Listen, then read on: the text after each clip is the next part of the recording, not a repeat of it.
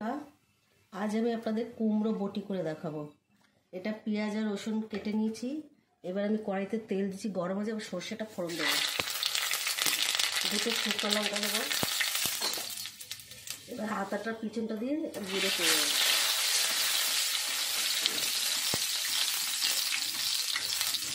রসুনটা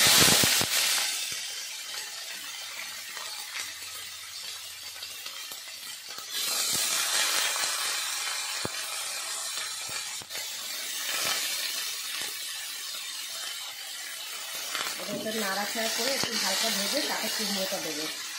এসছে রসুন পেঁয়াজটা, এবার আমি কুমড়োগুলো দেবো। এর সাথে কটা কাঁচা লঙ্কা দিলাম,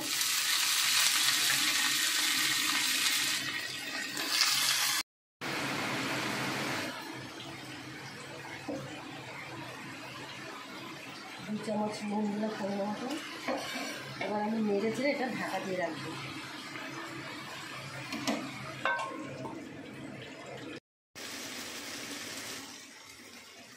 বন্ধুরা, আমার পুরো কমপ্লিট হয়ে গেছে রান্নাটা। এবার আমি ধনেপাতা ছড়িয়ে দিচ্ছি। আপনারাও বাড়িতে এরকমভাবে করবেন কুমড়োর বটি। এবার আমি নাড়িয়ে চাড়িয়ে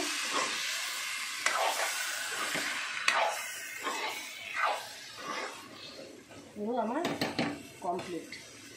ভালো লাগলে ভিডিওটা শেয়ার করুন, লাইক করুন, শেয়ার করুন, সাবস্ক্রাইব করুন।